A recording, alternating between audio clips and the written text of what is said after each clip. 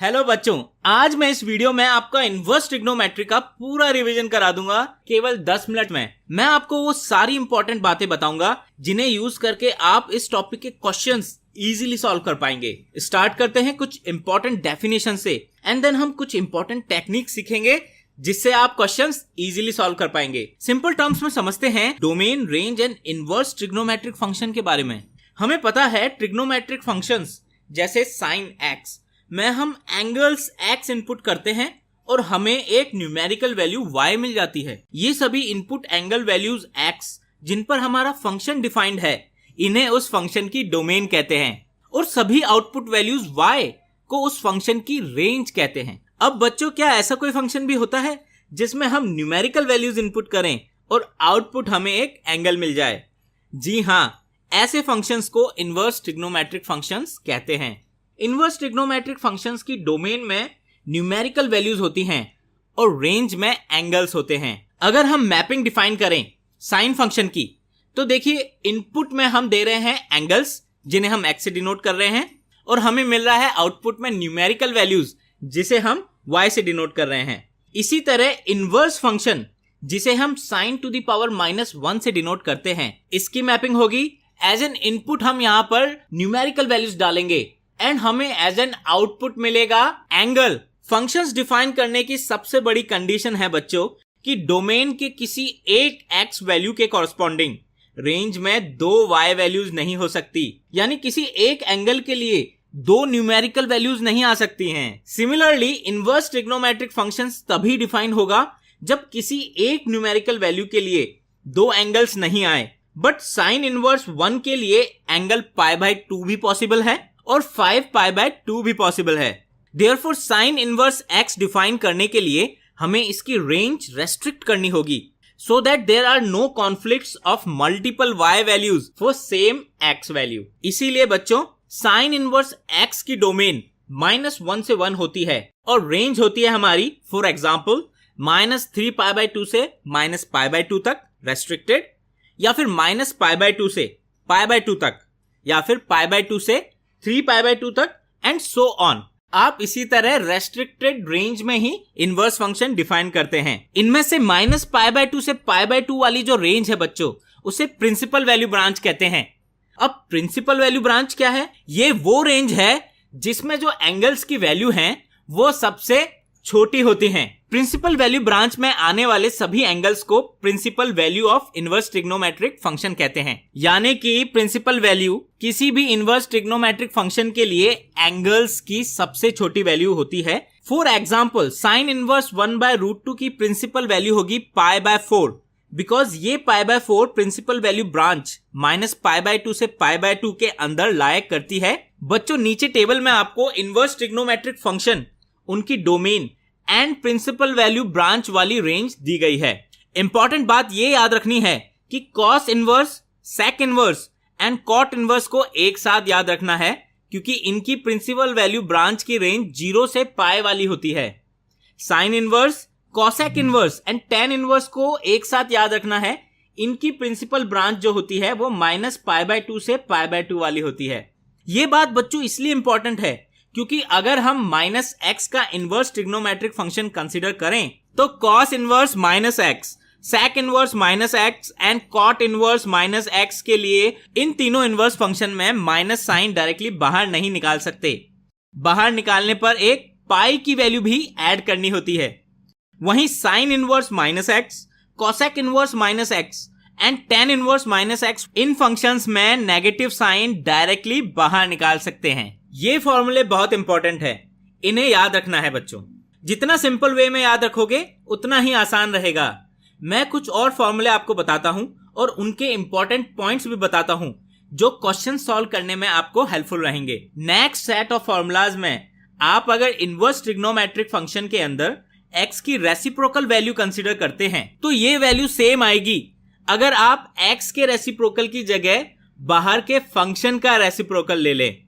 For example sine inverse 1/x equals to cosec inverse x का reciprocal है 1/x, तो sign का reciprocal है कॉसेक। यहां बच्चों एक बात याद रखें, x की वैल्यूज 1 या 1 से बड़ी होगी एंड -1 या -1 से छोटी, बिकॉज कॉसेक इनवर्स में आने वाले x की यही डोमेन होती है। तो बच्चों इस तरीके से ना केवल आपको फॉर्मूला याद रखना है, बल्कि x पे क्या कंडीशंस होंगी ये भी आपको माइंड में रखना है। Similarly cos inverse 1/x equals to sec inverse x, यहाँ पे भी x की सेम कंडीशंस होंगी। Lastly tan inverse 1/x equals to cot inverse x, यहाँ याद रखना है x should be greater than 0।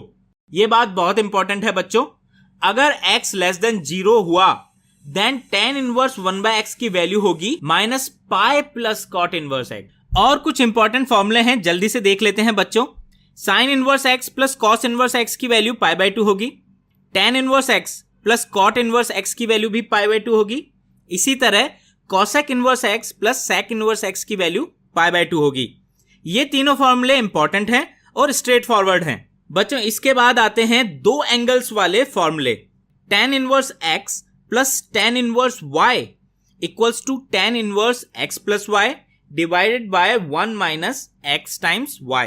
यहां ध्यान दें, सबसे इंपॉर्टेंट बात याद रखने की ये है कि x एंड y का प्रोडक्ट हमेशा 1 से कम होना चाहिए, तभी हम ये फॉर्मूला यूज कर सकते हैं, अदरवाइज नहीं कर सकते। फॉर एग्जाम्पल अगर एक क्वेश्चन कंसिडर करें बच्चों, tan inverse 1 plus tan inverse 2 plus tan inverse 3, इस वैल्यू को हमें पाई के बराबर प्रूव करनी है। इस क्वेश्चन में ये फॉर्मूला यूज नहीं कर सकते, आंसर 0 आ जाएगा। यहां पहले tan इनवर्स के अंदर की वैल्यूज लेस देन 1 लानी होगी।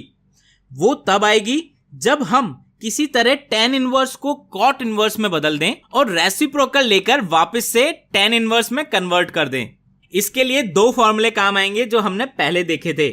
सबसे पहला tan inverse x plus cot inverse x equals to π/2 and cot inverse x equals to tan inverse 1 divided by x। tan inverse 1 को हम डायरेक्टली π/4 लिख सकते हैं। याद रहे हमेशा प्रिंसिपल वैल्यू यूज करनी है। tan इनवर्स 2 को ऊपर वाले पहले फॉर्मूले से हम π/2 माइनस cot इनवर्स 2 लिख सकते हैं। सिमिलरली tan इनवर्स 3 को π/2 माइनस cot इनवर्स 3।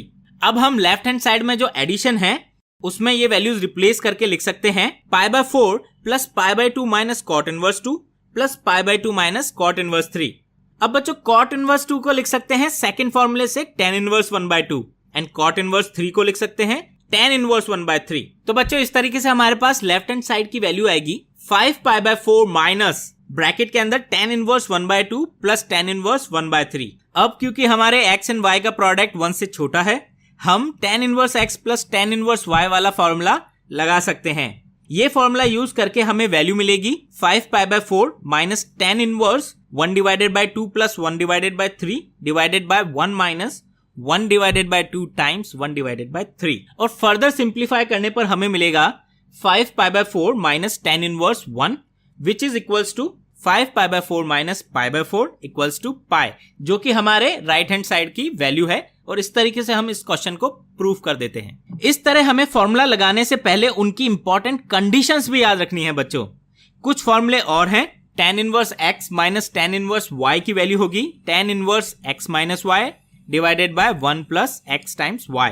दोनों फॉर्मूलों में एक बहुत इंपॉर्टेंट बात याद रखने की है बच्चों कि लेफ्ट साइड में अगर प्लस साइन है तो राइट में ऊपर प्लस आएगा और नीचे माइनस। इसी तरह अगर लेफ्ट में माइनस है तो राइट साइड में ऊपर माइनस आएगा एंड नीचे प्लस साइन आएगा। फर्स्ट फॉर्मूले में अगर x एंड y इक्वल हो तो हमें एक और नया फॉर्मूला मिल जाता है बच्चों, 2 tan inverse x equals to tan inverse 2x divided by 1 minus x square. बच्चों कुछ इजी प्रॉपर्टीज हैं जो इनवर्स फंक्शन की डेफिनेशन से हमें पता चलती हैं, जो आपको याद रखनी है। Sine of sine inverse x की वैल्यू आती है बच्चों x, और x यहाँ पर न्यूमेरिकल वैल्यू होगी क्योंकि हम देख सकते हैं कि x हम इनवर्स फंक्शन में इनपुट कर रहे हैं। सो x की वैल्यू वेरी करेगी फ्रॉम -1 to 1। इसी तरह sine inverse of sine x equals to, ये भी x होगा और यहां x की वैल्यू -π/2 से π/2 वेरी करेगी क्योंकि हमें पता है ट्रिग्नोमेट्रिक फंक्शन साइन के अंदर जो वैल्यू हम डाल रहे हैं वो एंगल होगी। सिमिलरली बाकी ट्रिग्नोमेट्रिक फंक्शन के लिए भी हम ये सेम प्रॉपर्टी यूज कर सकते हैं जो मैंने आपको नीचे लिस्ट डाउन कर दी है। तो बच्चों इस तरीके से केवल 10 मिनट में हमने इनवर्स ट्रिग्नोमेट्रिक फंक्शन चैप्टर के सबसे इंपॉर्टेंट फॉर्मूले और इंपॉर्टेंट पॉइंट्स रिवाइज कर लिए हैं, और मैं उम्मीद करता हूं कि आप इन सभी इंपॉर्टेंट फॉर्मूले और पॉइंट्स को याद रखें। अब सारे डिफिकल्ट क्वेश्चन भी इजीली अप्रोच कर पाएंगे। इस तरीके के और भी इंपॉर्टेंट रिवीजन वीडियोस बच्चों मैं आपके लिए इस चैनल पे लाता रहूंगा। Happy learning with fundamental.com।